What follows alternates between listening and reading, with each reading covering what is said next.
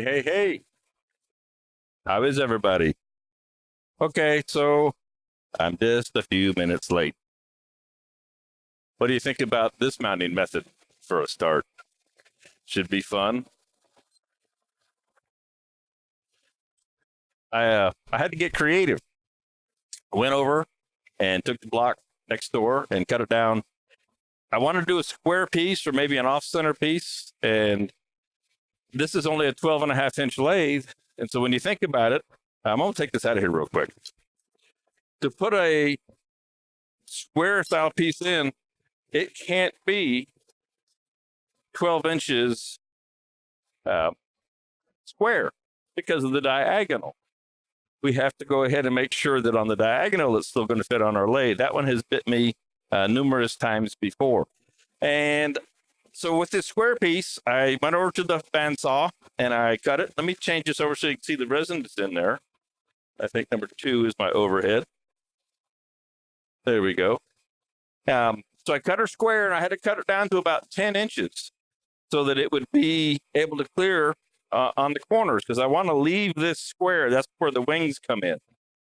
Now, as we know, every project kind of starts with an idea. You're thinking about what you're going to do, or you have a plan sometime. And once you get into it, things don't always work out the way you were thinking. So originally, I was going to have this wing bowl, 2 wings up, 2 wings down, or the wings point down and make legs on it, something like that. And then when I found this piece of wood with the big giant inclusion in it, I thought, well, let me fill that. And once I did that, you can see here, and I'll change camera again and zoom in, the resin fill is only about 1 inch deep. So let me go to overhead. I may have to zoom that in. The amount of resin that I have is only about 1 inch deep.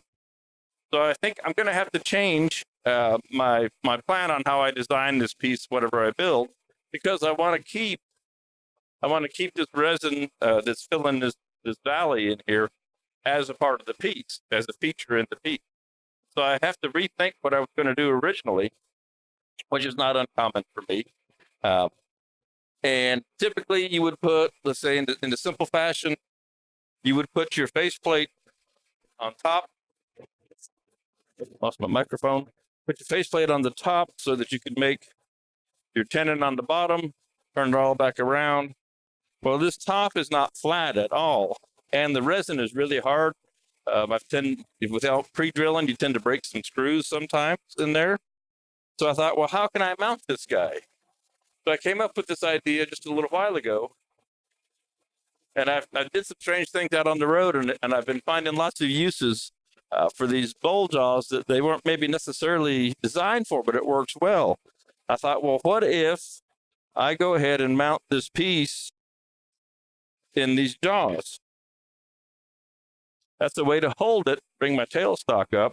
I can flatten up, true up this side. I don't have to worry about that side. I'll true this side up, make my tenon, then I'll be able to turn it around, and I won't have had to do anything to affect this top face. And so that's why I was running a little bit late. I was kind of running around here, making sure this would work and all that. And I think it's going to work out pretty well. As long as we're between centers, this piece can't get away. I've got a button. I've got 4 buttons on it. So I'm comfortable with that. I'm not going to be turning it real fast. I'll just be making a tenon on the bottom side. Then we'll turn it over and go about our piece. Now, what do I have in mind? What have I thought up to make this thing? I'm thinking, and I don't have it here to show you, I did a piece out on the road where it was kind of winged. It was rectangular. This one's going to be square. And it's not really a bowl, and it's not really a hollow form. It has its flats, then it comes up to a dome, and then the dome has a hole in the center. And we hollow that out. If I could do that with this piece, this little resin river, for lack of better terms, will come across the flat wings, roll up on the dome, and just disappear in the hole in the center. And then we can make a bigger bowl section on the bottom. So that's kind of the plan that I have in mind for this. Again, it's just all work it out as you go, which is personally my favorite style. It's not something that somebody is waiting for, an exact thing. And so those of you who know me know that I'll love to find a piece of wood, put it on the lathe, and work out the plan as I move along. For me, it's the creative process that I enjoy the most. So I'm going to mount this up now. If you have any questions, pop them in there in the chat box, and obviously I'll look at them time to time. It sometimes takes me a while when I get going to get over there, but don't hesitate to ask a question about why are you doing it that way or what are you doing. But the first thing I want to do is go ahead and mount this, and I had it worked out in a certain way, and it may or may not go. I'll figure out how I had it turned because I've turned it. So I'm letting the corner stick out between the bumpers. That may be the one that I had. I think that's it. And this piece is also, this is ambrosia. This is an interesting piece of wood. This whole sycamore tree that I got. You guys know from the last 2 years, I've been working on this big sycamore tree, 40 feet long, 6,000 pounds, 18 inches at the small end, 36 at the big end. It has got some ambrosia beetle in it. And because it's begun to age, it has, let's see if we can get this to come in, you can see the spalting. So we have a lot of different character in this piece, which made it a little bit tough to come up with what colors did I want to put in the resin. Now, as we get into this, you'll see that there's a lot of different colors in the resin. I started with turquoise and some gemstones in there, some spin gems. So at the very bottom of the river, if you will, there's turquoise. And then I went through a variety of colors as I worked my way up. Okay. So that's not going to go left or right. It's not going to get away on me. That button's a little questionable. I'm maybe one more turn here. I got an idea here. Let me check something. Last thing I wanted to do, even with the tailstock in place, the last thing I want this to do is to go flying off somewhere. So I'm going to change the orientation real quick and see if that doesn't hook up a little bit better. That wasn't the one I had. I had found the perfect one, and I knew if I took it out, there, I like that a lot better. I knew if I took it out to show you the piece of wood, I probably wouldn't get it back in the same spot that I had found. Okay, so that's hitting just a little bit. See what I'm talking about? The diagonal. So I'm going to have to change that again. We're not quite there yet. When you mount with these odd methods, you have to work with it a little bit till you get what you want. But we'll get there. It's one more turn and it might be what I had. How many times can you turn a four-sided piece, right?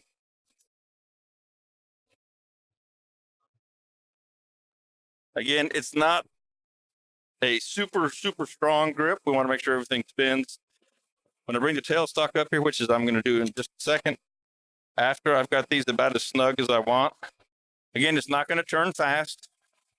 I'm going to turn it slow. Also, you see some wormholes here. So we have some other interesting things going on in this piece.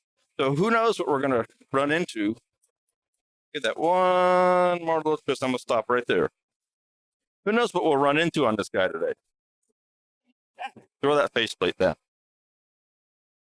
We don't need that. All righty. I'm going to back the tailstock up or move the live center in so I have a little bit of room to work. Let's just find its natural center.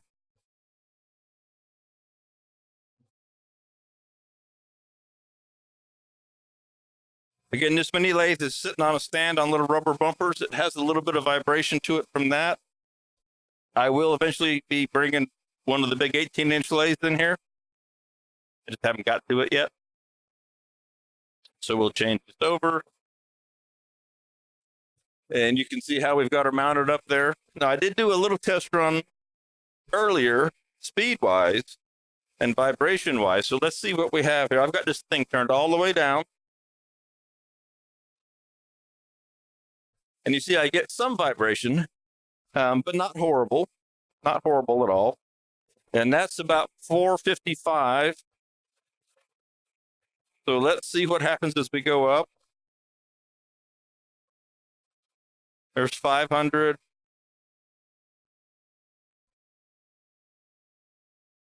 Sometimes you can get rid of some of that vibration. You pick up a little more speed.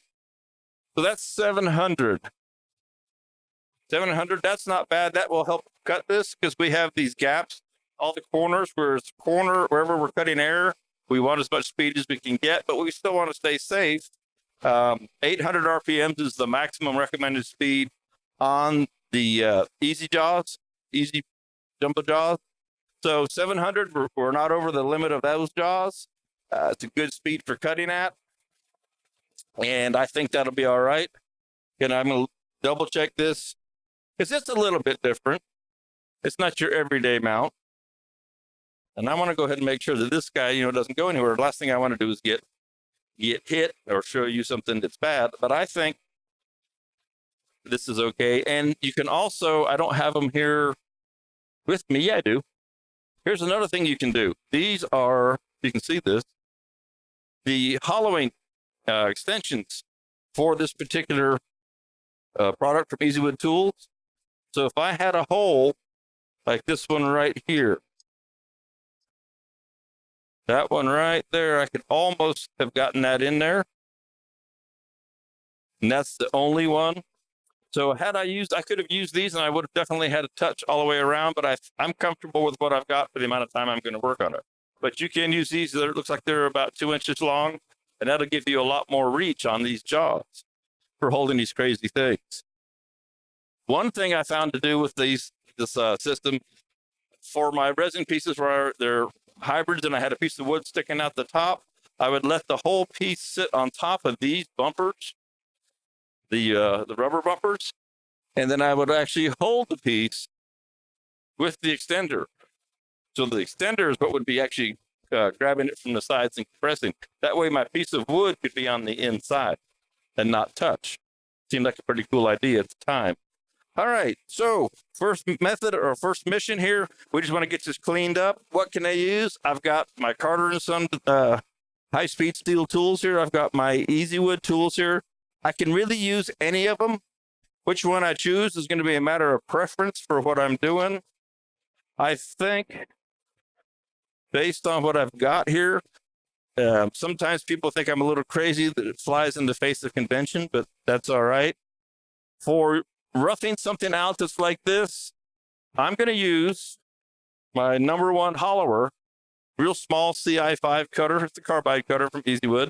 It takes a very light cut, not a big impact on the piece. And I will use that just to get this cleaned up. I could use the bowl gouge. I could use a rougher. I could use the square rougher. Let me change the overhead here for you. 2. I could use the square rougher, which is what it was designed for. Ooh, but you can see the bigger surface. So if I use this little small round guy, it's a very, very small, light cut. My fancy dancy pointer out here today. Very, very small cut from the very end. Nice and light. I could use a bowl gouge. I could use a small bowl gouge, which I'll be using. I just freshly sharpened some of these up. You'd think, well, why don't use a big gouge for roughing it out? I could use a bigger gouge. Again, there's more tool there maybe than I want to use. Okay, we'll be using it later. But I have found I really like this little round cutter for this first step. I'll start out with the end view, and then I'll switch it over to the overhead for you, okay? So before we get anything going, we're going to set our tool rest height. I've still got this little round toolbar in here. I think I'll be all right with that. This is a standard cutter. Yeah, that's a standard cutter. Okay. Got a little wonk there. Didn't check that by hand, and I should have. With these crazy pieces, you have to make sure that everything clears. And that's what we're going to be cleaning up, and that's why we want to take a real light cut. Still in the right spot. Spin it by hand. All right, let's try that again. Little vibration, not too bad. I don't think it'll make you nauseous. I hope not. So I'm going to start out way out here on the end where it's all ghost image.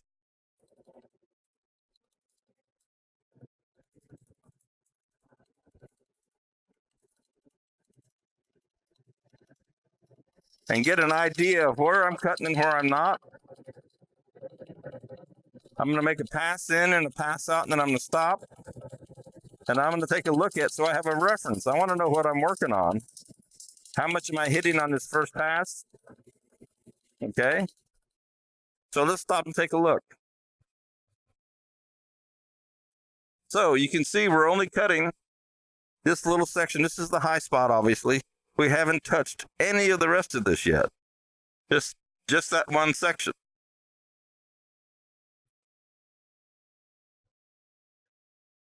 We'll make another pass here like this, and then I'll change the camera over for you.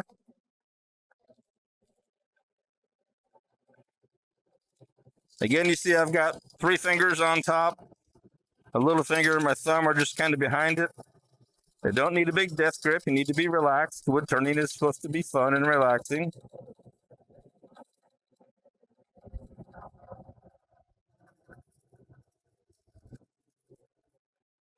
So you can see we're still just cutting on the one side. See how that looks? Okay. Again, I could turn the speed up, but since I'm in this set of bolt jaws, I'm going to leave it at the 700 that I'm at. And I'm going to take a fair bit of way out here on the outer edge, because I can look down in here and see the ghost image of what's missing.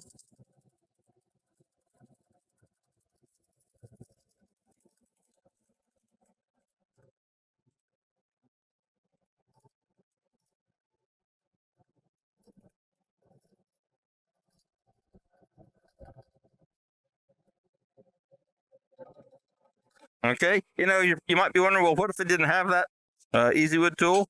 Let's grab a bowl gouge, and we'll do the same thing. Drop that tool rest down just a little teeny bit.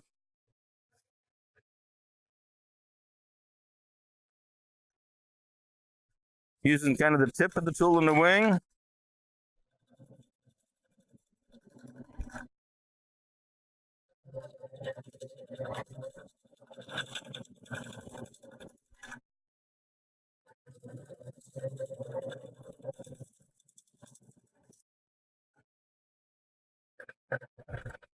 Just using the tip of the tool in the wing. About 1 o'clock. Draw it across there lightly.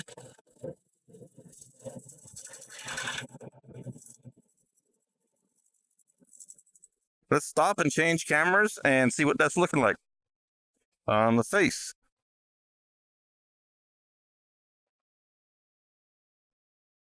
There we go. So you can see I'm cutting about half now, a little more than half going around on it. You can see the ambrosia showing up here. So that gives you an idea how out of flat this was. And the other side is worse. So we'll make our tenon here when we get this flat.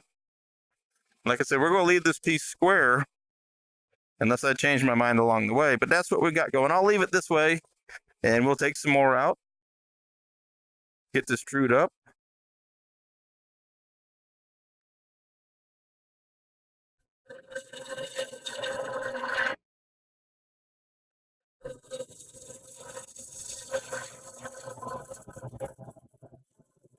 You can tell it's still real rough out there on the end.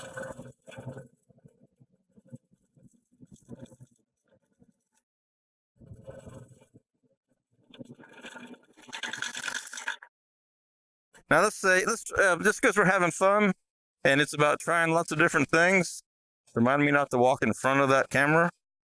I'll take this square carbide cutter and the same function.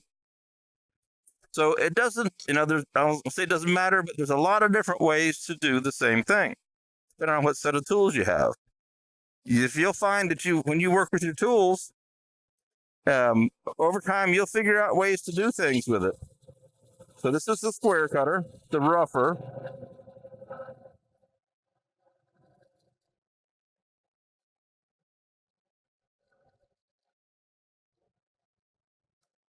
And so as I'm going in now, I'm not cutting with the top of the tool, I'm cutting with the leading edge.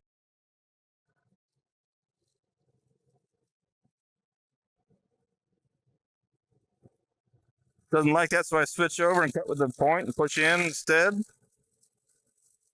Whichever way is the easiest to make it cut is the one you should use.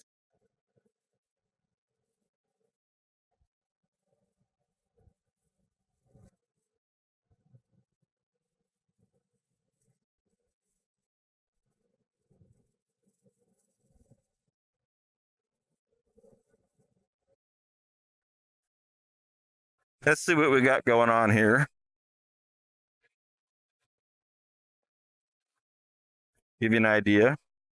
So we're starting to get close to flat. That's still, we haven't gotten up to that point yet, or down into that point. That's where we're headed. We'll make our tenon in here. We'll make a decent sized tenon. I don't know, either 2 3/8 or 3 1/2. I haven't decided yet what we'll do. Okay, but you see where we're going. We're just cleaning that bottom up, and then we're going to switch around and clean up the top.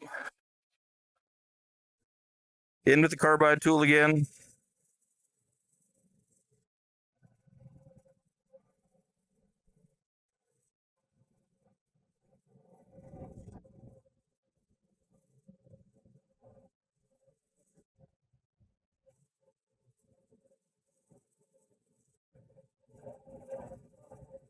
People wonder about the carbide tools, how long do they last? Well, I haven't changed these cutters, at least I know, since the first Monday morning out here. So this would be four turnings with them that I haven't done anything. I don't think I've even rotated them.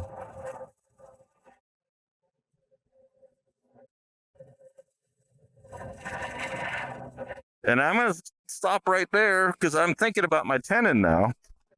I've got plenty of material there for my tenon. I'm going to make a 3 1/2 inch tenon. So I'm pretty close to that now, a little bit more. So I'm going to go ahead and clean this up, finish cleaning this up with what I want to do initially, and then we'll come make that tenon for real.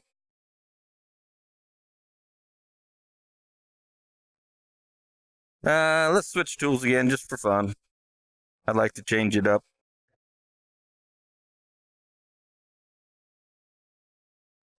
I'm going to actually go to, not that one. I'll go back to that bowl gouge I was using. Whichever one it was. I get confused. I got too many tools in here. And also I want to move my tool rest in closer now. I'm about 1.5 inches away. Now that we've got this pretty flat, we can move that tool rest in so we're not extended too far.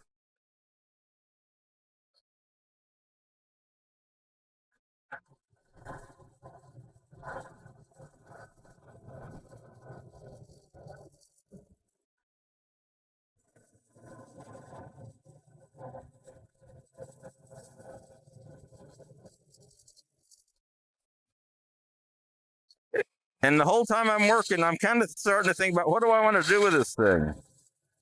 Now, what's going to be my shape?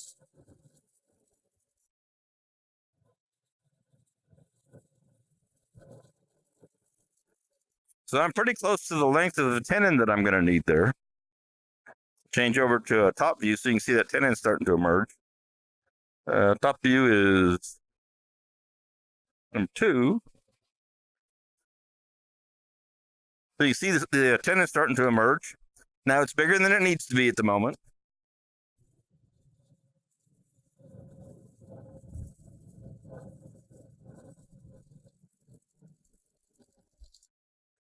Okay.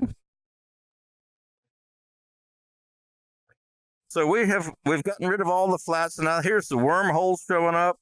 This would be an interesting candidate, possibly either to leave the wormholes or come back later when this is all but done and fill those with a resin if we wanted to. We've got a lot of options available to us. So let me think about this guy.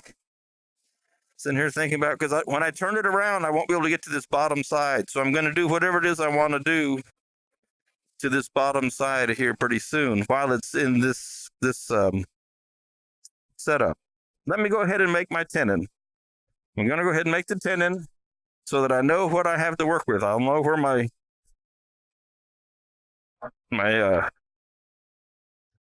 work area is. Get that out of the way. I think just to be fun and safe, I'm going to leave this as a 3.5 inch tenon. We'll use the square cutter.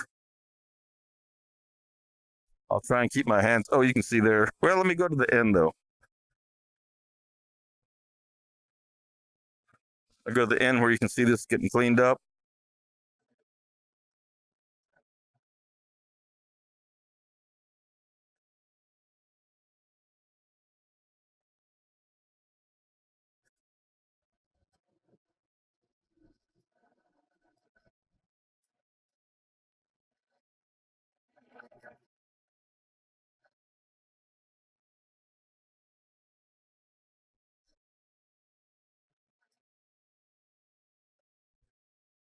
Okay, so for my 3.5 inch diameter, you can see them real close. I like to just make a light cut or two. Take my square cutter, come in like that. Check where I'm at. Okay, need to go a little bit more. It's just real quick. I don't have to go look for a jig or anything like that.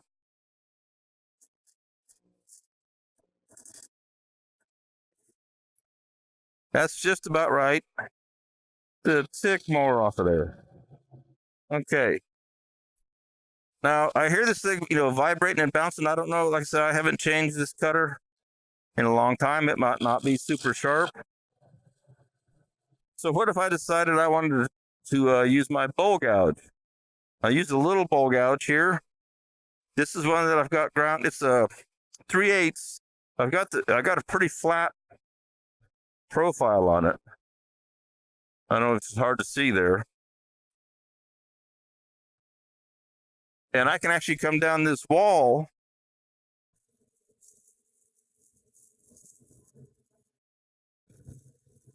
and cut that tenon.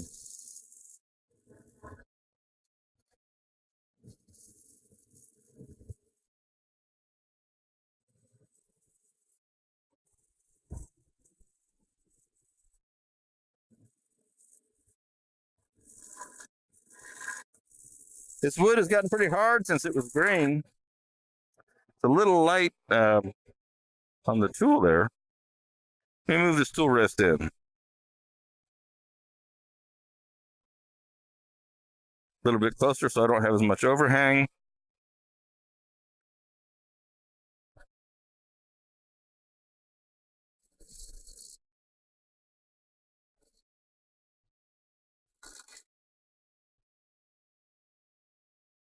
Tool rest is a little bit low for what I want to do. We'll raise that up.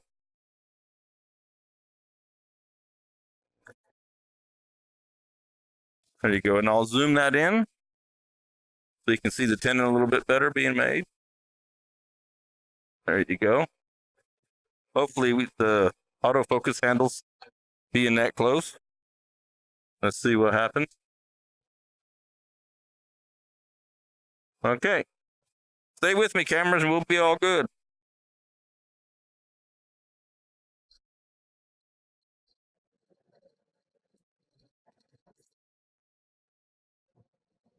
I'm going to make sure this tenon is concave, just slightly, just so it doesn't touch the bottom of the jaws. It'll be about a 3/8 of an inch long tenon.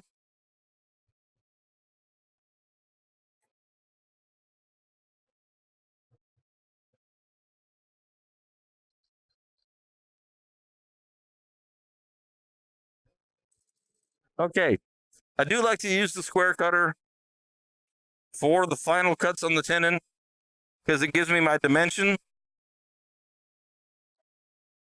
I make the tenon the length of the depth of the cutter, if that makes sense. So I'll cut to the back corner right there. I'm a little high now because I switched tools. Let me stop the lathe and drop that down.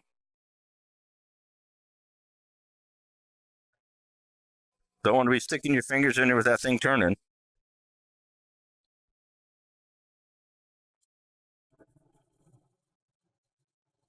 So when I get to that back corner of the cutter, I know that I have the right length tenon for what I want to do.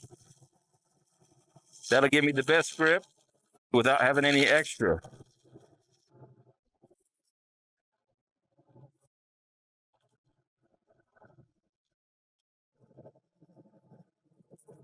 Okay.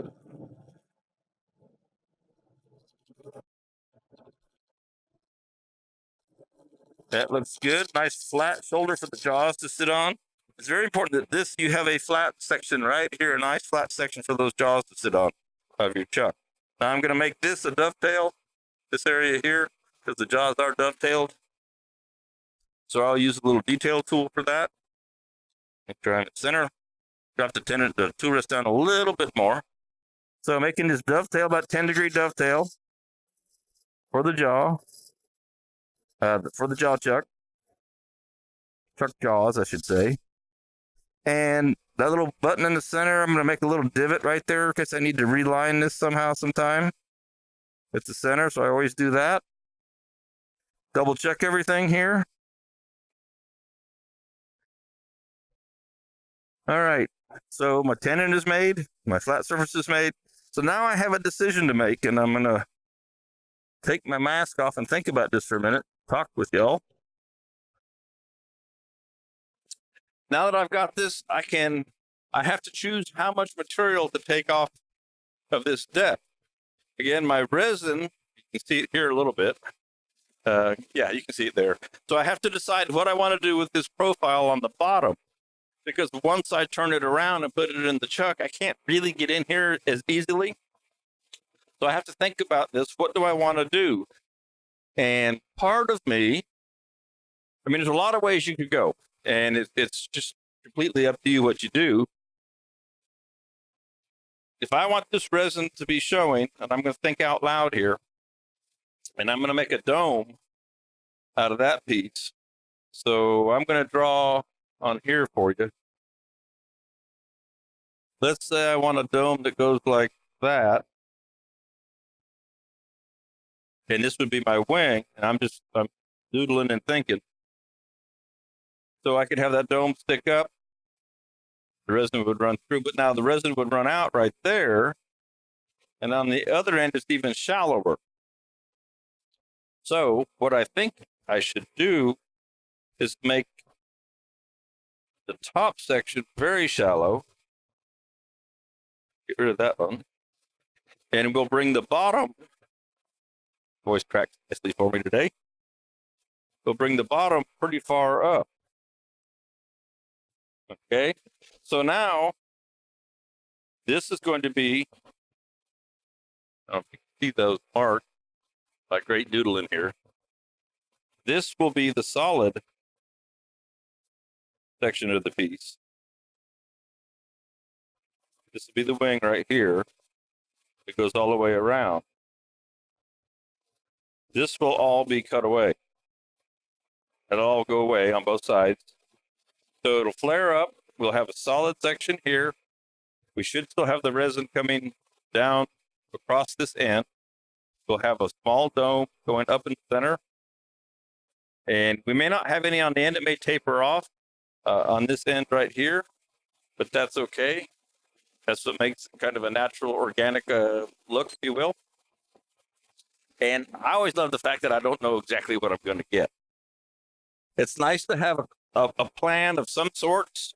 I believe it's really important that you stay flexible and be willing to change that plan. When things don't go exactly the way you wanted, then go ahead and do something different. And I said that I need to bring my tailstock back up, so I'm going to carve all this away until I get to there. So I've got some work to do. But when I was thinking, I don't know why I slid that away. Put the tailstock back on. because we're going to lean on it pretty hard, especially for this little 1/2 inch or 1 horse 12-inch lathe, and we're going to carve this guy away. And again, we're not carving just a solid surface, a round bowl. We'll cut wood, and then we'll cut air, and we'll cut wood, and we'll cut air, and we'll cut wood, and we'll cut air. Okay. So at the 700 RPMs, it's going to take a little bit longer, but hopefully I can move it through there pretty quick. All right. Let's see. So best choice of tool to use for this, it's hard to say. I'm going to start again, believe it or not, with my little round cutter, and see if this will let me move wood the way I want to. This wood is pretty hard now that it's dry. All right, I'm going to start out here, way out on the corner, and start to work this corner away.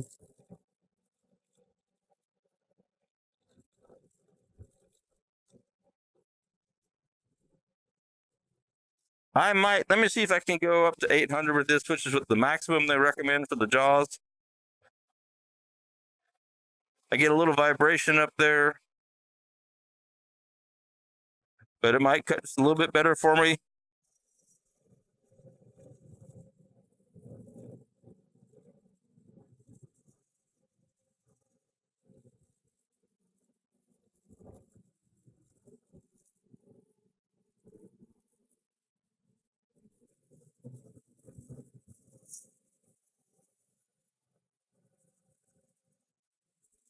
Okay, that's not doing as much as I want. Give me a bigger bowl gouge. Not that one.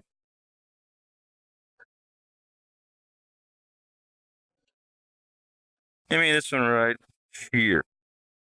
Let's give this guy a try. Stop and lower my tool rest real quick.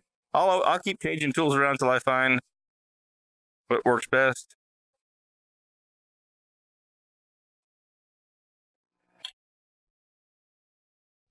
A little bit lower. Check that by hand. See where I've got to go.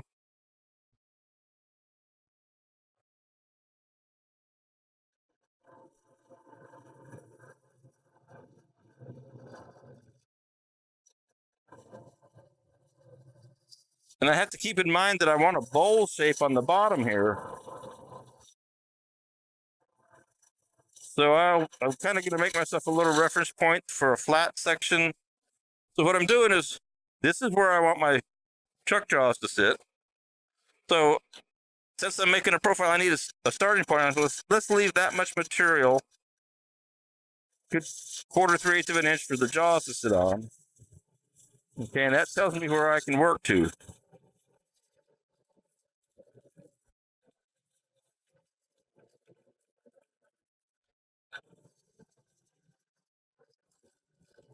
And so as I work through this section right in here, I'll be making the curve of a bowl. So it's going to go stay there and keep coming up.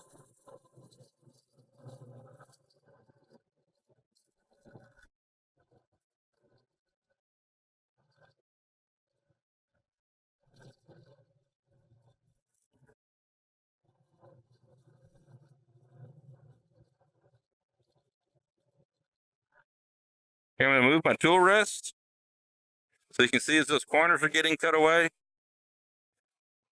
All right, it's going to make an interesting shape with the square corners. There's a lot of fun things you can do with this. Making sure that nothing's touching. You see, I'm real close here. As long as nothing touches, that's good, because we're moving a lot of wood in a hurry.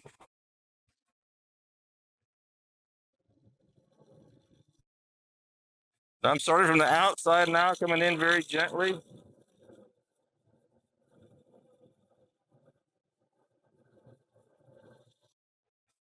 I can actually see my magic marker marks over here.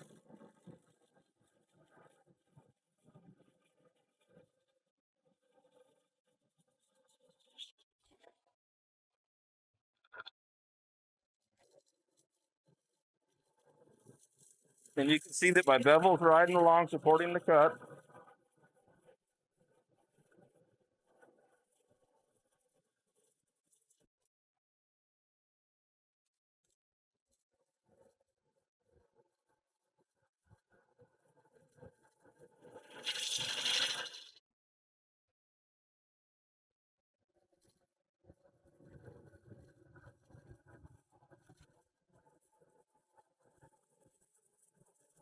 So I'm just kind of roughing that shape around. We'll get this all cleaned up in a little bit.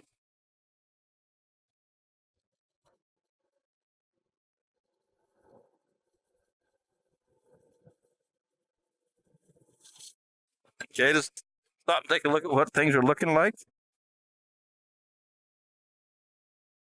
So there's some punky, the end grain on this looks a little rough. That's where these wormholes are. They got in there and ate on this stuff. So it's going to take a little doing to get that to cut clean. But we will get there.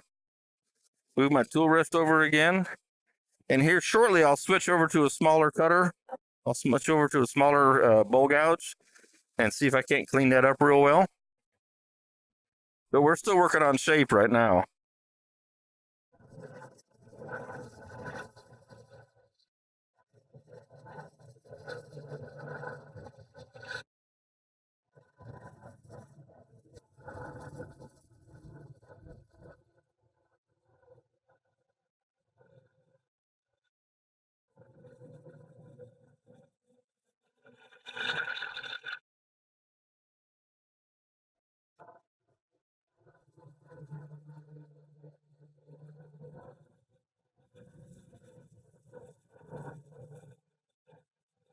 So you can see the shape is or the piece is quickly taking shape on the bottom once we get past. Oh, look at the size of these wormholes. I'm going to zoom that in for you just for a second. Since you never know what you're going to get. The size of that big old wormhole right there. That's one of the fun things about turning, especially wormy wood. You don't know what you're going to get. That's crying out to be filled again with some more resin or something like that. Or left natural. Just depends on what you want to do. You can see our resin there. There's my marks where I'm working to. There's our spalting lines. More wormy, and you can see the end grain is really punky from the worms. Okay. All right. This is so much fun. This is the kind of turning I love. Just get out here and have fun and play with it. This wormhole goes. How far does that one go? That one goes in about that far. That one doesn't go too far. This one's full of sawdust. So look at that. That goes in at least that far. That's how far. That's going to show up possibly on the inside. So you just don't ever know what you're going to get. Makes it fun, makes it exciting, keeps it from being boring. All right.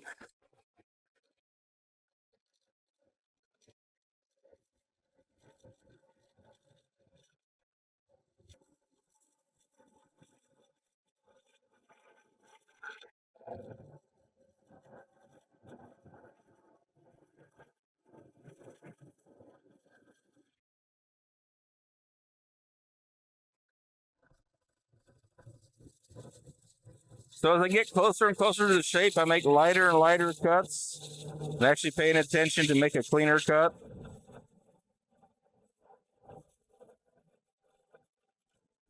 Okay. Let's see about switching tools here. Let me go to a lighter. I'm still leaving the tailstock in here as long as I can, but I'm getting pretty close to my mark here. Okay. So I don't want to overcut that too much. I'd like to turn this about another 500 RPMs, but I'm not going to. That would be pushing the safety factor. We don't want to do that.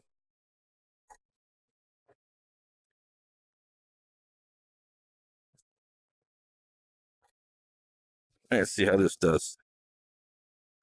See if I can start to clean this up a little bit.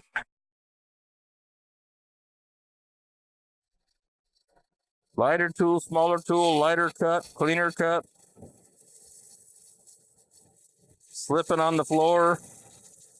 So I had a nice solid stance there and my foot slid out as I was cutting.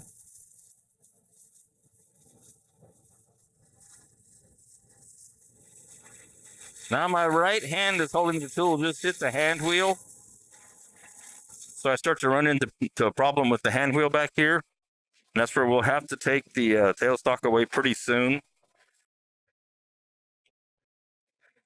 All right. Let's see if we can clean this up from the outside some. A little trick here.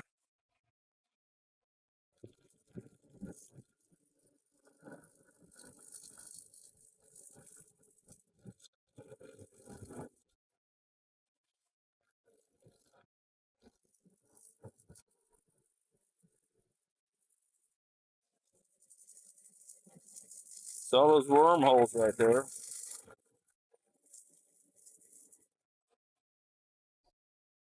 Come back around. Gently pick up the cut.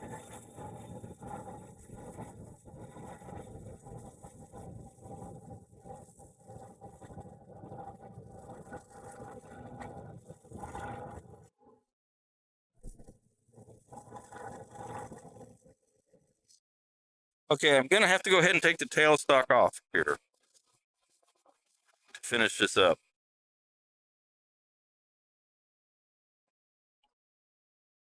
I can't quite get around that corner. I sure don't want to have a tool catch or anything like that. I'm going to stay well out of the way back here. Gonna have on my mask. I got on my lightweight running shoes. But we're going to try and make sure that nothing happens.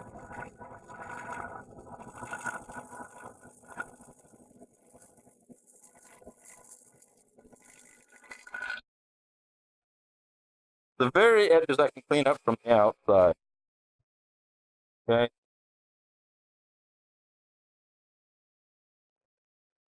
So I'll make one more pass through here. I got all these holes full of sawdust. And because of all the holes, the tool wants to bounce because it's really hard and soft, hard and soft. So you can see how this sawdust from the bug, that I could actually pull that out of there. So the tool's coming across the hard and soft and makes the tool want to bounce up and down. Now my hand might get in the way here, but I'll make one more pass through here. That'll stay focused.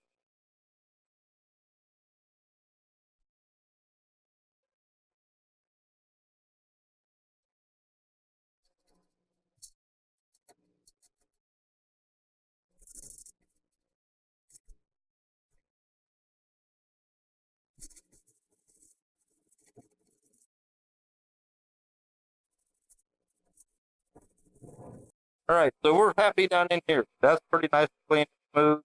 You know, we've got issues out here, but that's what we get. At the moment, we'll turn this around. We'll be able to get to that from the outside. So I'm going to take off my mask here for a minute. I'm doing on time. 11:15. All right.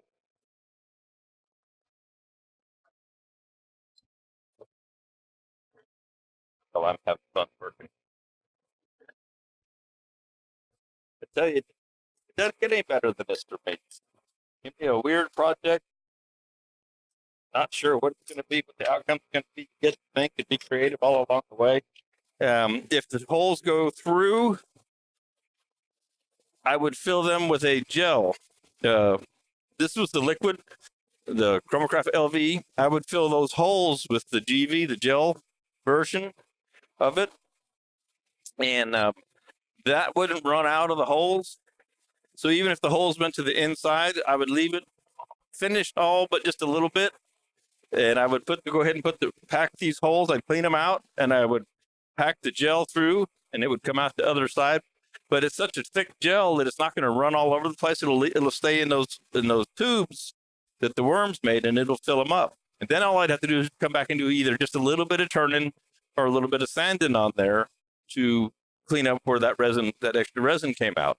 So I would actually do it after I get the whole shape worked out, because I don't know, just like we found here, we opened up tubes, tunnels that we didn't know were there. So if I do it now, I may not get all the tunnels. There may be tunnels on the other side, on the inside that I don't know about. Because I didn't see any tunnels on the outside of this piece at all when I was selecting it. So this should be fun and interesting. I'm just having a ball. All right. Get this guy in here.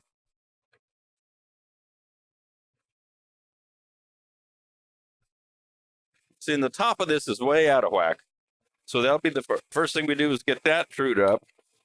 Then we can start to get some speed, because it's really hard to make nice clean cuts, especially on all this air area, if you will, without the speed. And I want to get up 1,000, 1,500 for this.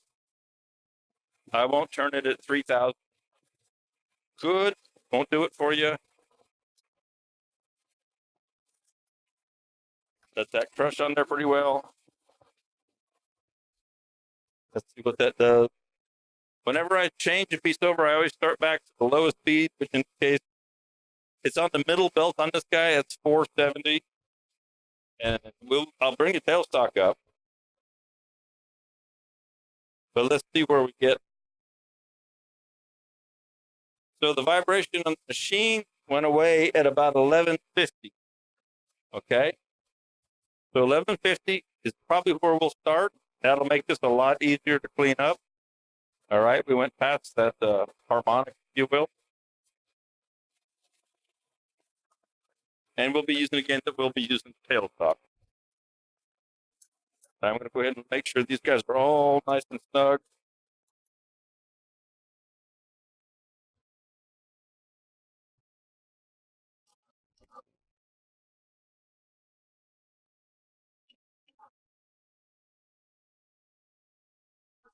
Go. Get in place microphone.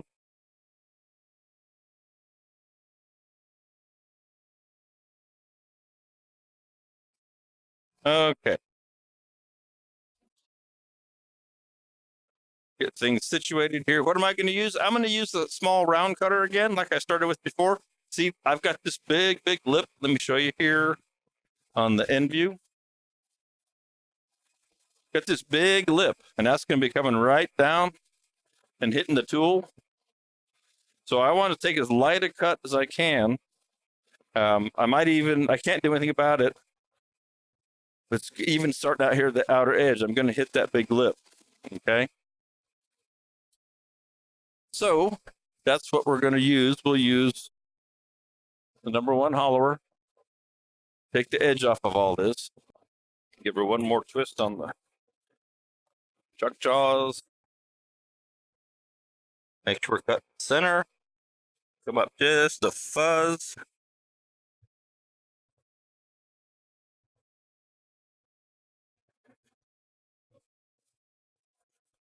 Check everything out here for clearance. How's that remind me of an airplane, the movie Airplane? Clearance, or something like that? I don't know. All right, we're good to go, I'd say. Hey, Mom says Dad's here. It's a family affair today. All right. Let's get this guy cleaned up a little bit. I'm going to start out here on the outer edge. I'm pretty far away for flying shards.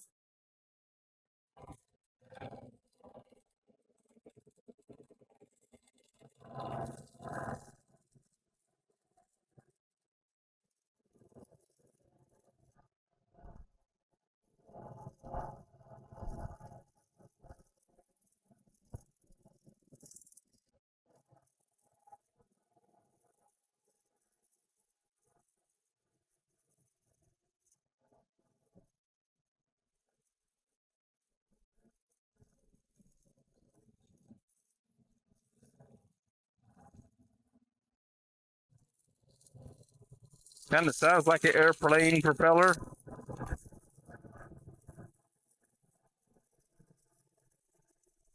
So stop here in a second and see how that's looking.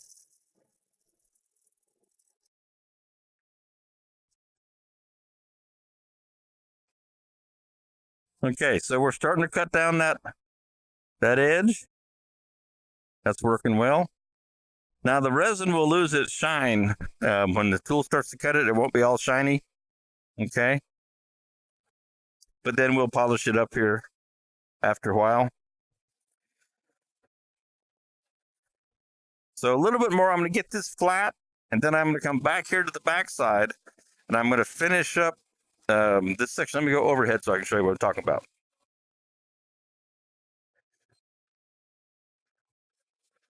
I will get the front edge flat, and then I will come back and finish this section. Get that curve where I want it, and then we'll bring this down to it and let it match. Because if I do the whole top first, the face, and forget this, I might run out of wood, okay?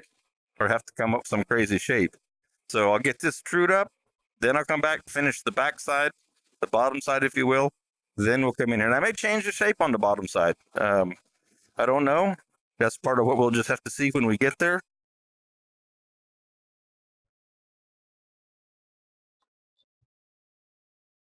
Let's come in from here.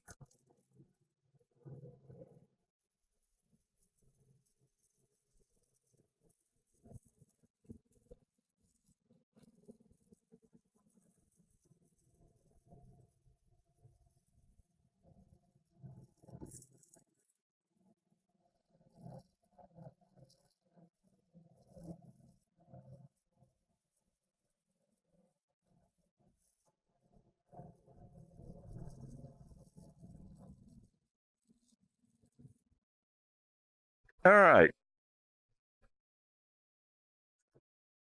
I'm going to go ahead and switch over to a bowl gouge and see just how that does.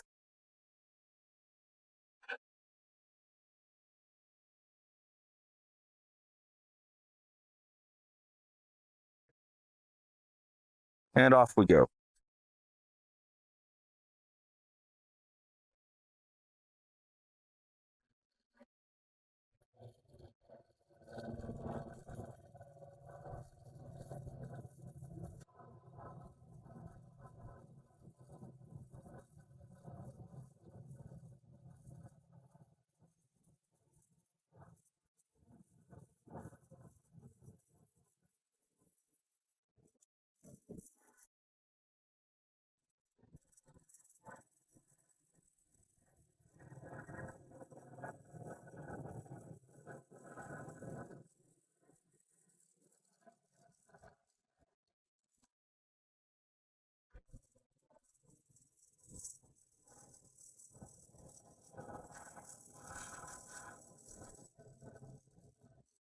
Let's see if we're getting close to flat now. A little bit more right there, just on this edge to get her to flat. Okay. And move my tool rest over a little bit.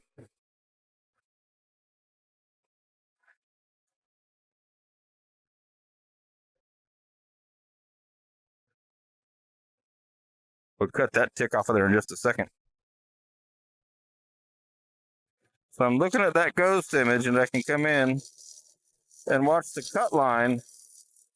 So I'm watching out here, if you're wondering. That's where I'm looking, is on the other side.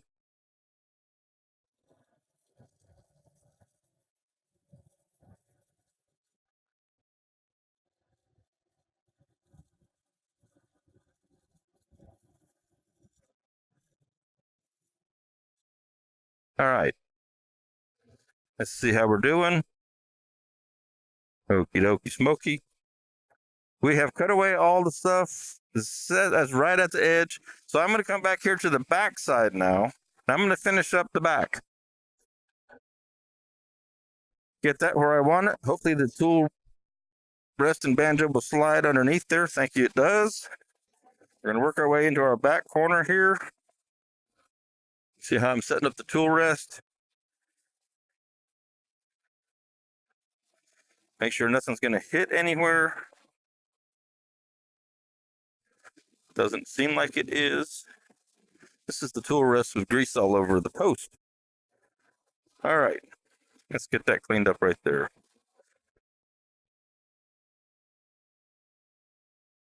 Hmm?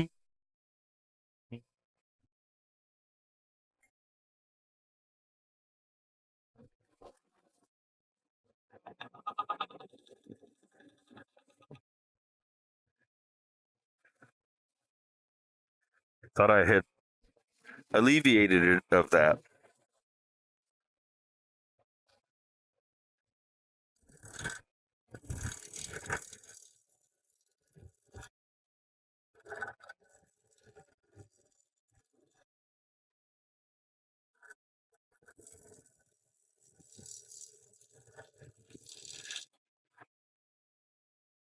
All right, let me get my little little gouge.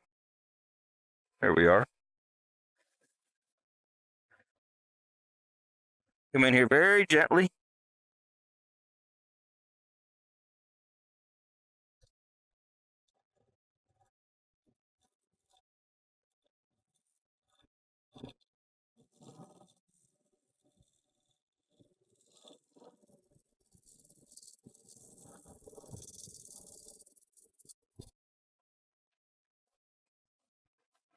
See what that did for me.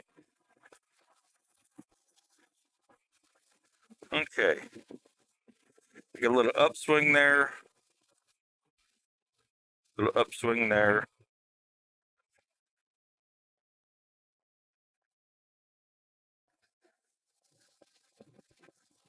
A little bit more out of that.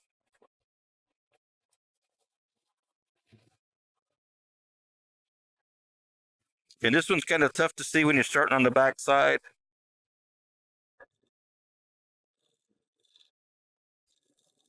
Because there's nothing but ghost image out here.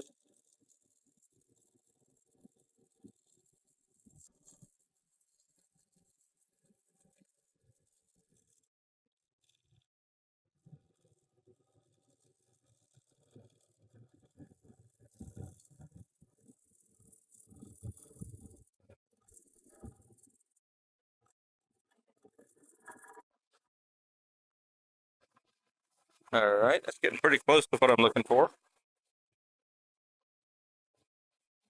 These wormholes are making life challenging. Indeed, they are. All right. And what are we need to get on the other side of this. Just turn it around.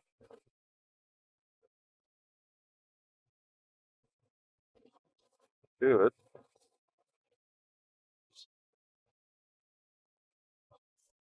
Maybe not. What I want. The handle for the tool rest that locks down the post kind of in the way for what I want to do.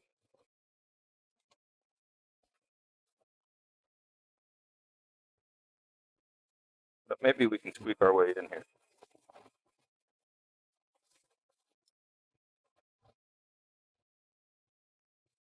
I think we're okay.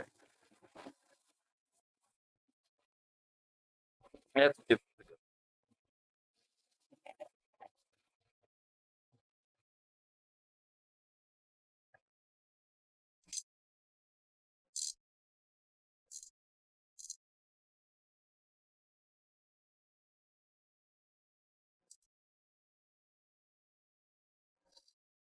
Blend this all together with a nice clean cut.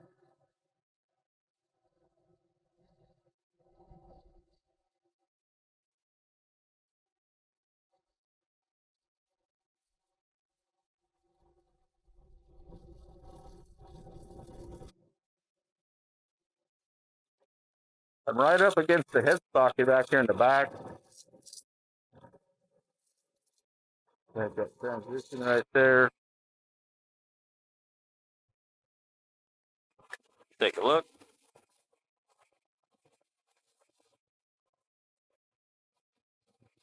That's real nice right in here.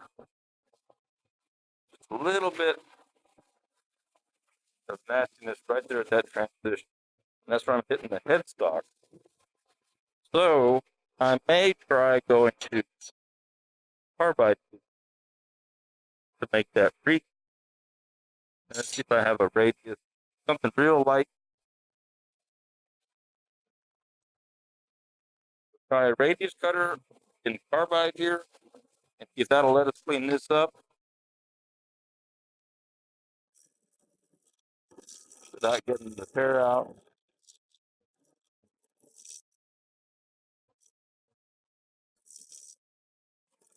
I have to be careful because if microphone's in the wrong place, I have to be careful because if I let the corner of this radius cutter touch, it makes a new line, and that defeats my whole purpose.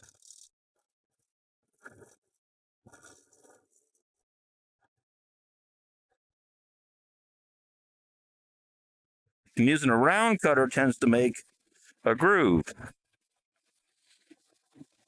Okay. But let me try cleaning that. Let me see if I can't just do what I want to do here with the round cutter. You'll see I'll change tools a whole bunch of times till I find out what it is I need to do what I want. So I'm just going to come in here very lightly and just clean up this transition.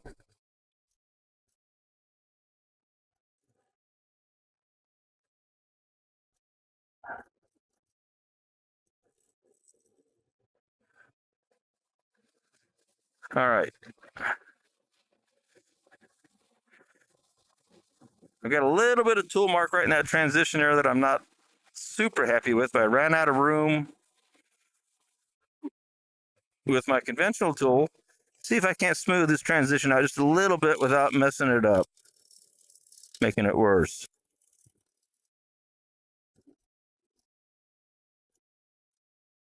Matter of fact, let's try it with a bowl scraper. Don't know if it's curved. Don't know if it'll be better or worse. But it's got a bigger surface area. So this might do what I want. Come right in this curve. Clean that up. Yeah.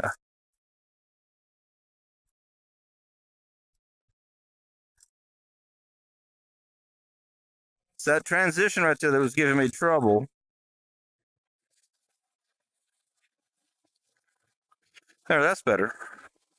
Could use a little bit more, one more pass. The rest of it we'll leave to the sanding. Heaven forbid. I don't know where my negative rake is right now. It's around here somewhere.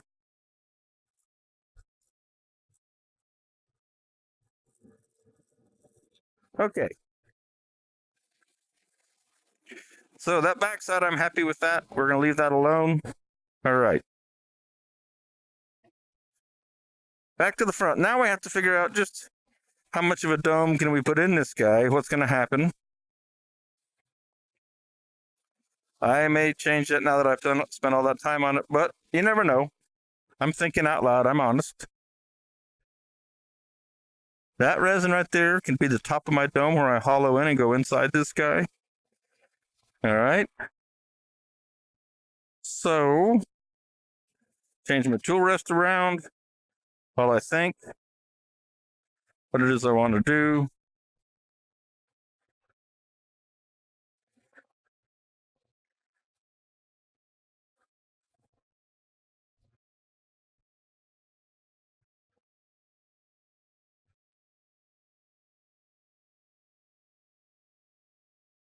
All righty. Let's see. All right. That's all good. I'm trying to decide which tool I want to go with this combination of resin and this wood and wormholes. You know what I mean? You can see you hadn't seen before. Oh, wrong camera. The first layer, when I first poured this underneath, is turquoise. There was turquoise, and then there was black, and then there were the greens. So now you see these other colors starting to come through that you hadn't seen before. Some of the little mysteries that are in there.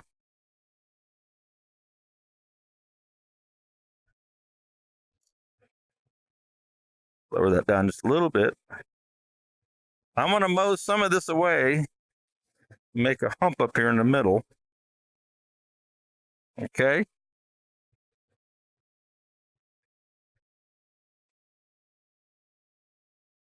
And we're going to crank the speed up.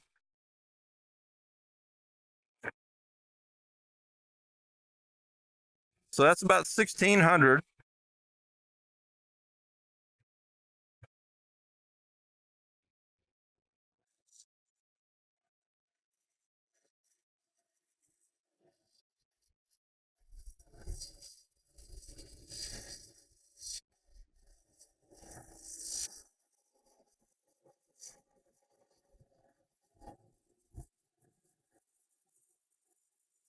Things cut a whole lot better up there at that speed.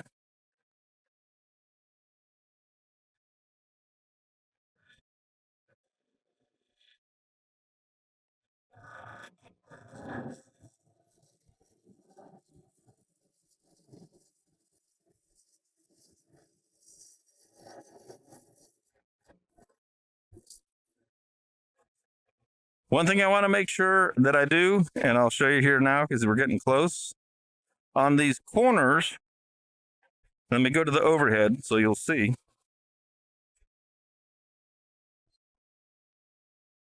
Once I start to cut this material further down inside away, this material, these corners will lose all their support. So if I make them, when I make them thin, if I make them too thin too soon, they'll flex if I had to come back. So I want to get as clean a cut as I can out here. You can see, I don't know, no, I'm not on the end.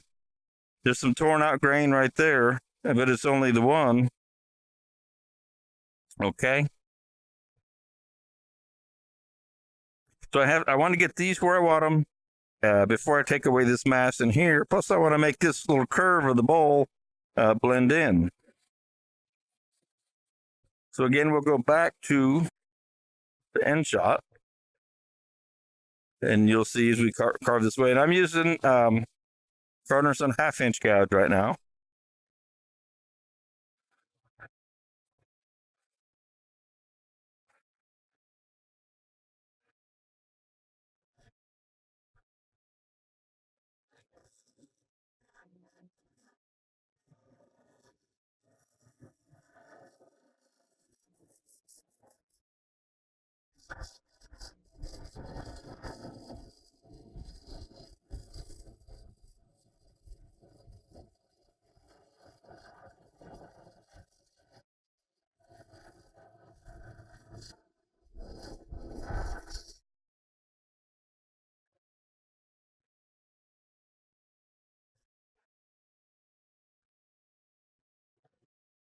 Way out here on the end.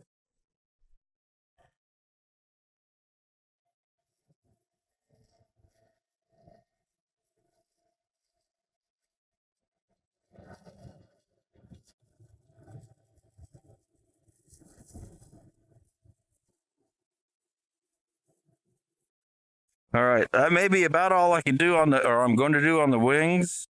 Column wings, I may come back with a small one. I'll get that cleaned up. So these are they're right down to about 1/8 of an inch there now.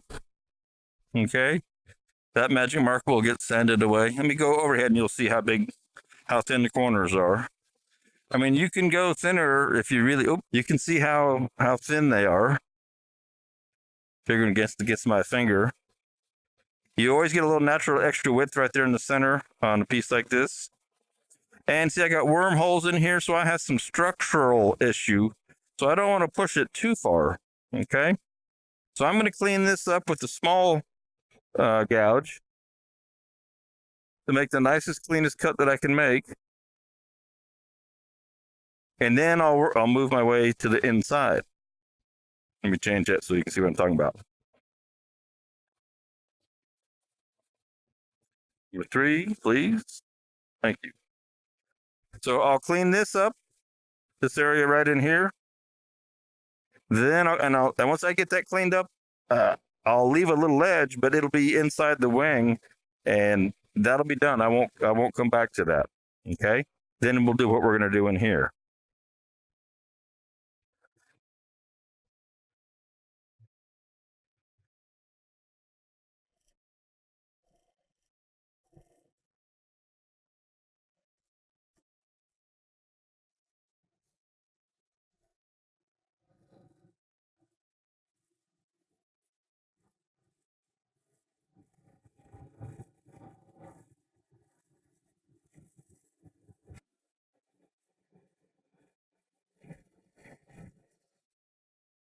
Okay.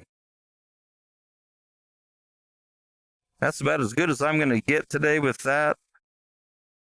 So we'll leave those, like that little one right there kind of bothers me. Yeah, but I only get it on 2 of them. Probably starting to flex out there a little bit.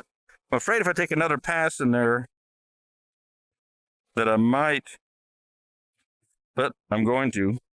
I might run out, I might break it, but I'm going to take another pass just because I want to try. I always want to try and get a little bit better.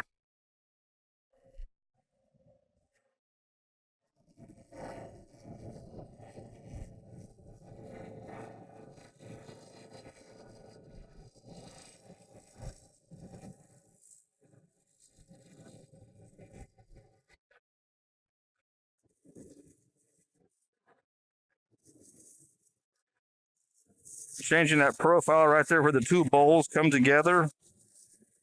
So the top actually meets the bottom.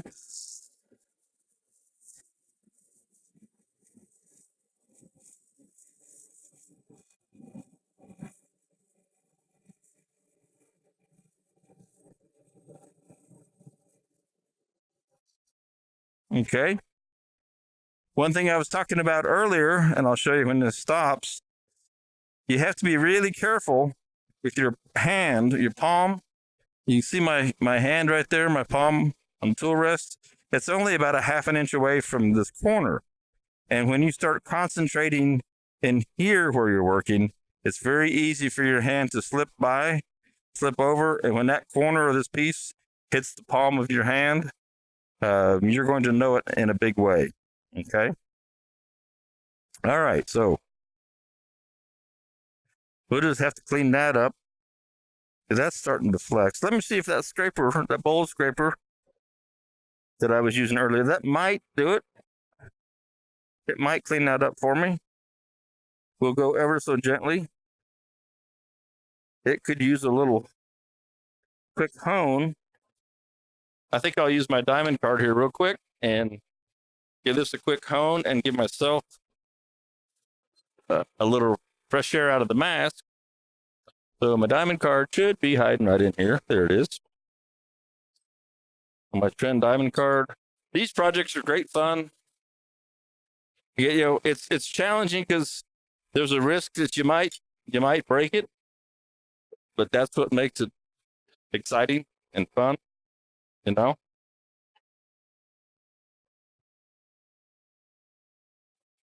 Get that locked in there somewhere. Take my little diamond card, just go right along, keeping it flat. Moving the card and not the tool. Then we'll clean up that edge. Instead of having to go over to the grinder.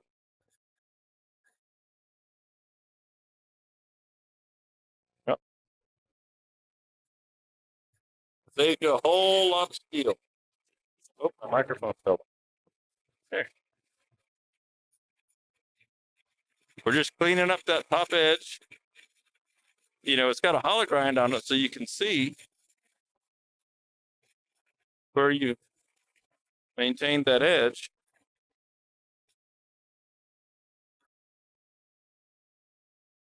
Or not. Okay. A little bit more right here on the very corner.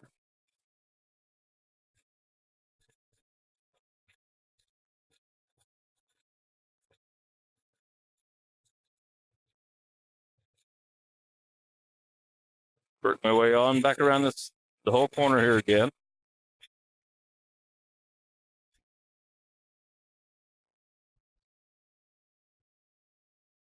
Okay, now I'm going to zoom this. If you've never done this before, I'm going to zoom this in on the overhead camera and see if you can see the little line that has been created. You'll see a difference between the striations from being on the grinding wheel and where we've just maintained that edge. Let's go overhead. So you can see the difference in the sheen. You see the striations, and then you see the shiny edge. That's what the diamond card just did for it. Can't quite fit all the camera. But that's what I was doing. So you can see the hollow grind in the middle doesn't cut. You use the bottom as your reference. and we resharpen that top edge, and that gets fresh edge again to work with. Check over here. Like the scroll has scrolled. David says, is it easier to go inward on the wings while cutting and not while cutting outward? Good. Asking because I'd be afraid of catching the corner. If you start on the inside, you run the risk of overcutting to the outside, if that makes sense, David. So if we start in here and we cut to the outside, we might cut away the corner because we don't realize our cut is too deep. But yes, it is. You feel it's a little risky to get the catch going in, but if you come in nice and gentle and then let that bevel go ahead and touch, just float, you'll be all right. And then you haven't overcut the end of the wing. Okay. Now that's just to get that wing to it. Actually, it cuts better going out. You know, cutting downhill on the grain, you'll get a better cut. And maybe when I'm all done here, I might make one more pass out through there if this doesn't clean it up. So it's kind of a double-edged sword on that one there, Dave. All right, let's see if we can clean this up real quick with the scraper, and then we're going into the middle. We'll take the tailstock away and figure out just what we're going to do. What am I doing on time? It's 12 o'clock. Headed for 2 hours. Running long today. Nothing new for me. When I put it on YouTube, it will be edited down, some trimmed down.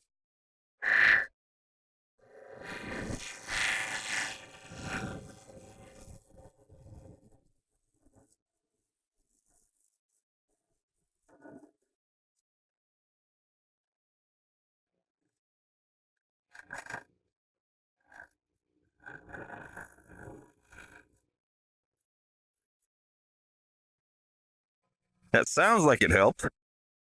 We'll see when we look at it. Oh yeah. One little line, one little groove right in there still. That transition is looking tough. Let me see if I can't do something with that transition. Let me get a reference where that transition is at. I think it's... Okay. It is right there where that other piece comes in. All right. So it's right in here.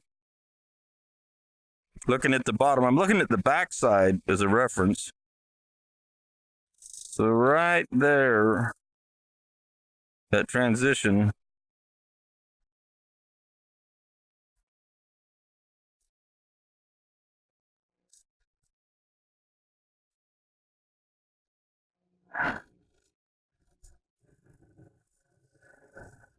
Needed a little cleaning up.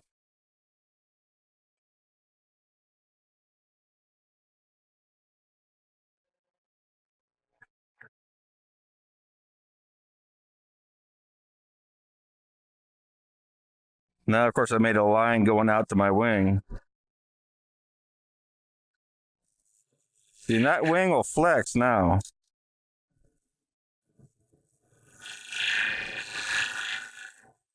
And we're down to where sandpaper will have to fix that for the most part.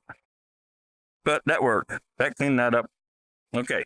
So, end move here in camera for you. So what I was working on was right in here. That area had a little ridge to it. What are we going to do in the middle of this thing? God only knows. Now, the fun part of making our dome here, we got these crazy wormholes in here.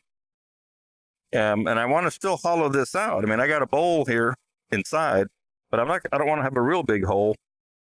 See, and I still got a little bit of flat right in there.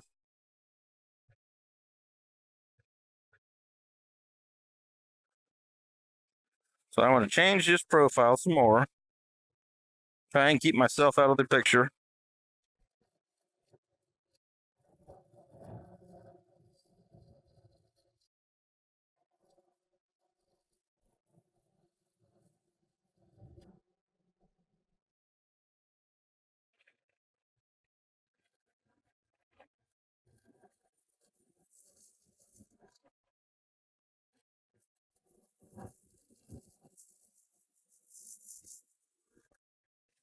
I'm almost, well, let me move this almost to the end of my tool rest. I got to move this tool rest out a little bit so I can get this. I'm trying to get a dome, as much of a dome in here as I can. So I want to take nothing away from the middle here, if possible.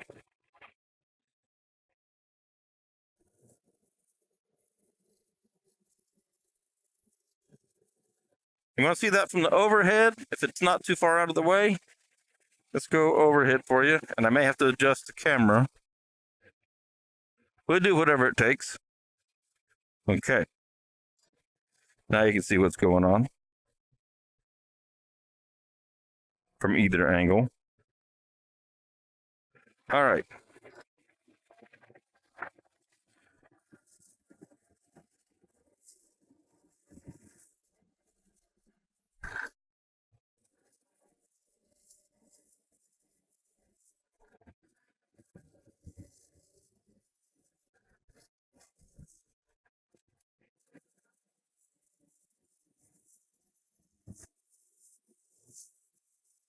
Again, we want to be really careful about these wings out here. They will cut your arm, your forearm, or your hand in a heartbeat. I've done it. You don't want to do it.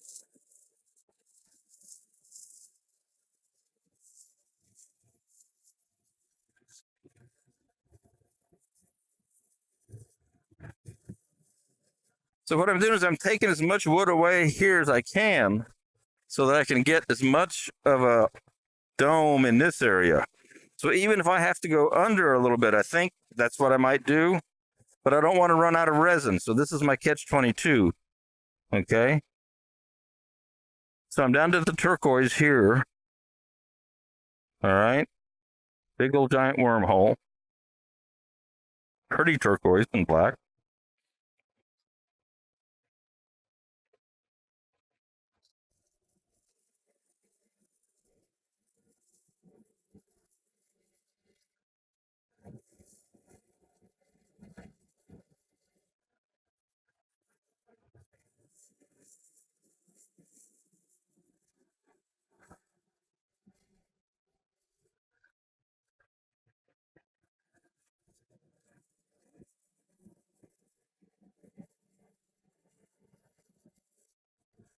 So I'm starting to get a dome shape that I like. Again, I could go really deep in here if I wanted to. Look at the size of that hole. But I don't want to go too far. This thing's crazy.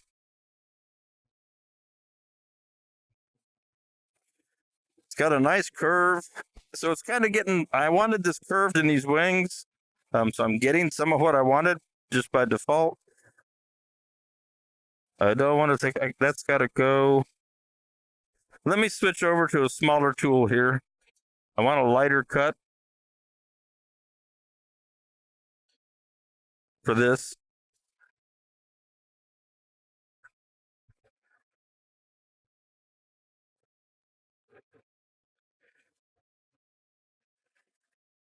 All right. The microphone's in the right place. We'll start trying to clean this up. I'm pretty close to the shape that I think I want.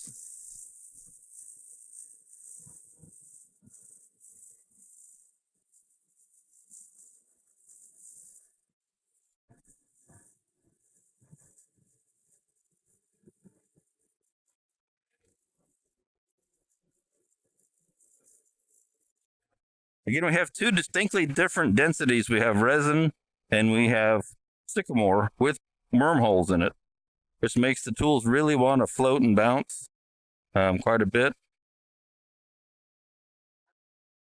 That one has opened up a lot. I mean, oh, I was going to change over to the other end too. Let me switch back and forth for you here. See what we got there. There we go. So you can see as I cut more wood away, these wormholes keep opening up even further.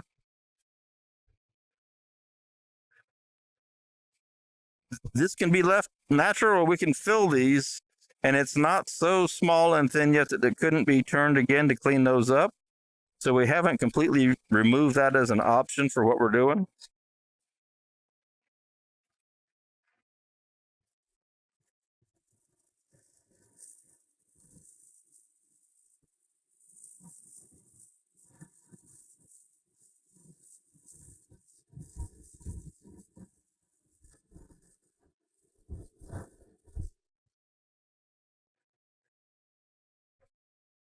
A lot of checking here because I don't want to go past. I still have my resin there, and I don't have a lot left, but I want to keep that as part of the piece. I don't want to end up in the wood. I mean, it wouldn't be the end of the world if I did. But I don't want to cut away that ribbon. Now, our Carter, our bowl scraper, was doing a pretty good job of cleaning some of this up, so let's try it. Because I'm kind of done out here. The next thing I'm going to do is up in the center there.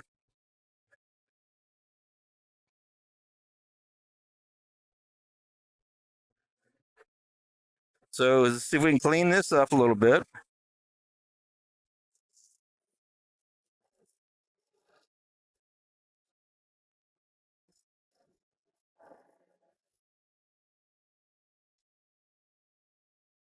It does nicely. I always think of this as sanding with steel to the best that I can.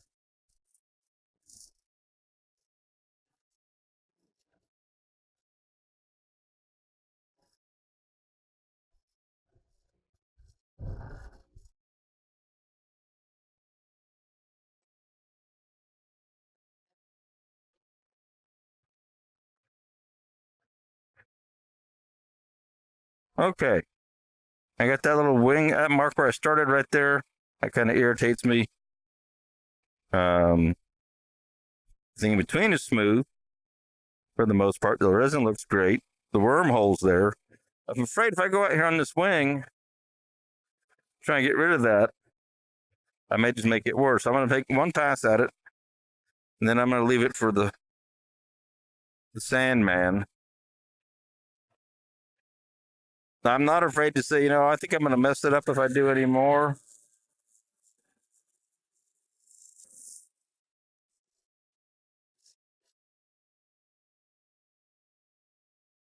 Some days you have are better than others. That's not bad there. Okay. Let's leave that alone. We're done fooling with this stuff out in here, okay? So now we're going to go inside here. We're going to start to go in the middle of this guy. I know I'm running long. It's probably noon or after 12:07. My first meeting's not till 3. You never know how long it's going to take to do a fun project. And going inside with #1 hollower, wherever you went. Or did I throw you? Right in the very center of this guy. Okay.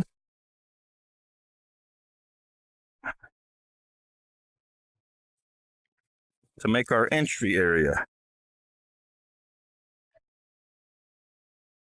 A little bit low still.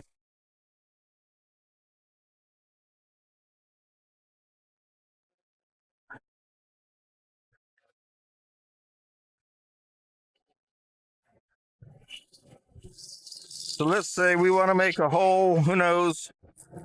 We'll start with that big. That's going to be our entry. Maybe an inch or so.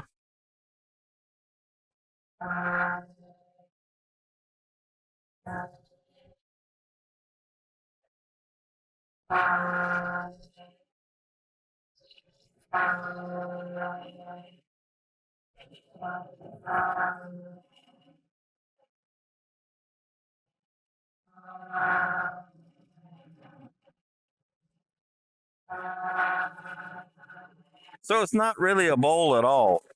But then again, it is. It's a bowl with a top, with a hole in it.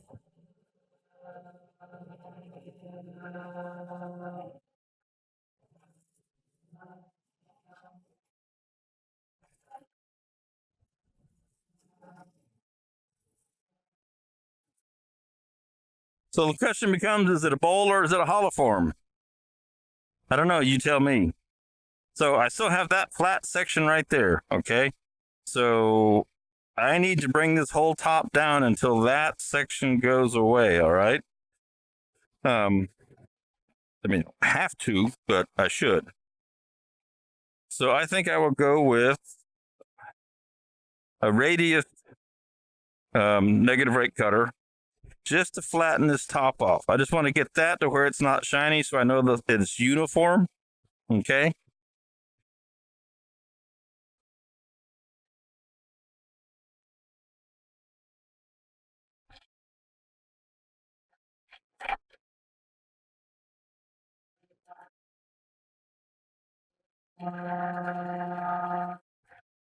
These easy wood negative rake cutters really do work well. Easy to control on the resin. So again, I don't want to take anything more than I have to. So you can see I got just a little teeny spot right there now. Okay.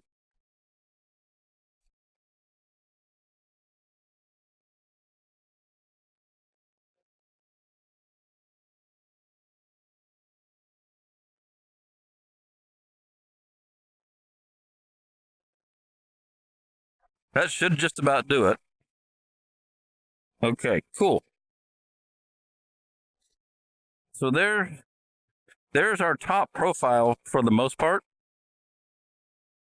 And now we'll start to go inside. We got our resin. We didn't lose our resin all the way across the top, which was our accent feature piece. I don't know what I want to do with these wormholes. They're begging to be filled in some regards, and then they're also begging to be left alone. So I don't really have an answer to that.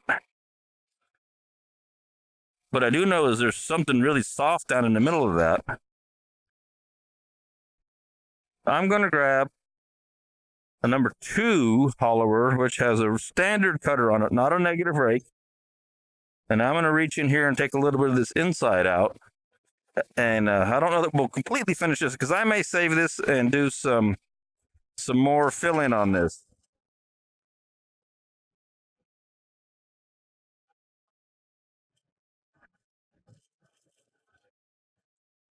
See, this thing's really soft, some of it in the middle here.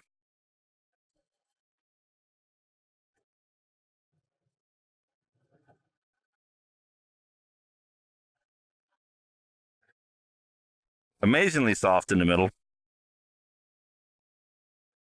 Okay. Now let's see. That was the number 2. If I can reach in there, do I have my number 3 here? Yes. Even though it's got the bigger shaft.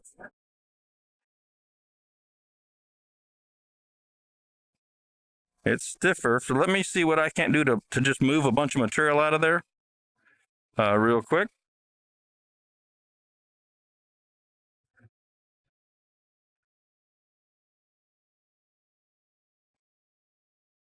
All right.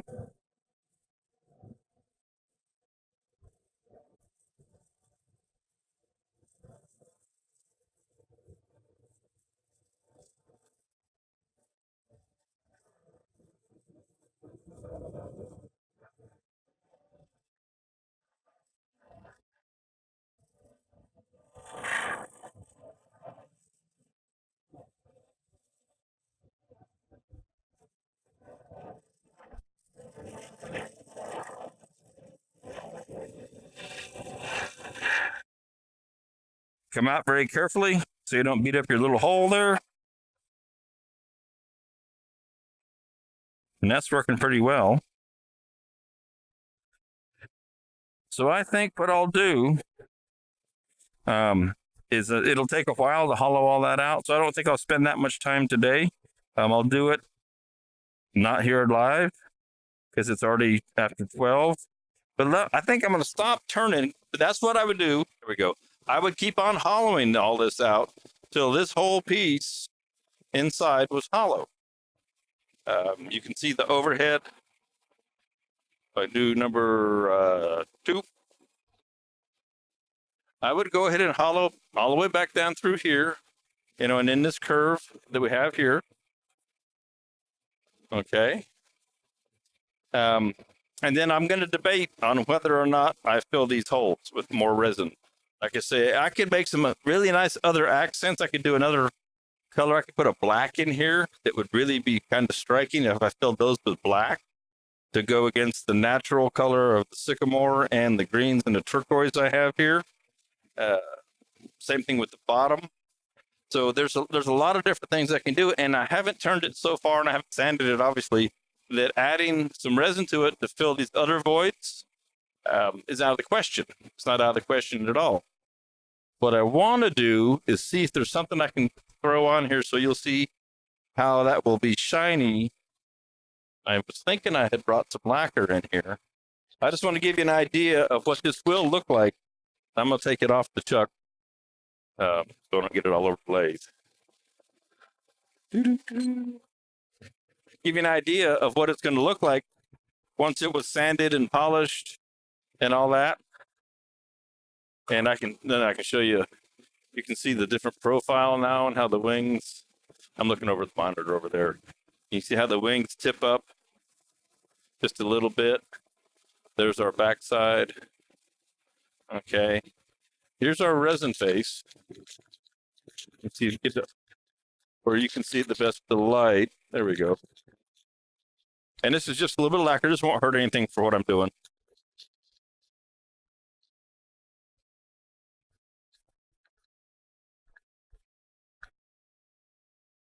And that'll give you an idea of what that will look like.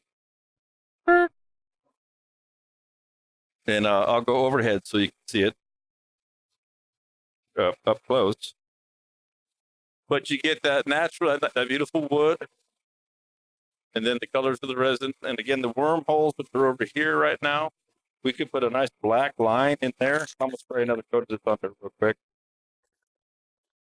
I'll hold it out here away from you for just a second.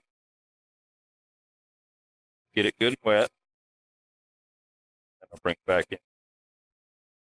But I want to spray the blade bit.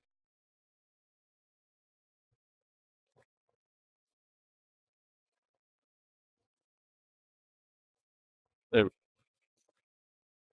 So that's what we've got. Again, it's kind of interesting. I zoomed in real close. Fun. You can see a little better focus what the resin looks like in the voids. And the nature of the Sycamore itself. Okay, and those wormholes over on the side, they would be fun to fill. A nice black stripe down the side. That could be interesting. Okay. Now, before I quit here today, I'm going to bounce this out. And I want to show you, when I cut the piece up this morning, put this up here. I still have this piece left of Ambrosia Sycamore, and I have this piece. And I wanted to show you this because that is Play-Doh. That's how I filled up, made the dam for filling this the groove for the resin went in. So that's some Play-Doh right there, real cheap. It's better than trying to hot glue it, see, because this was not flat. This surface was crooked and warped. So I put some Play-Doh in there for that. And then I think the other piece is just a beautiful piece of Sycamore. There was no resin to it or other particular thing about it. So again, we'll move this back over there, put that there to finish that out. Are there any questions? Let me scroll down here before we go to lunch.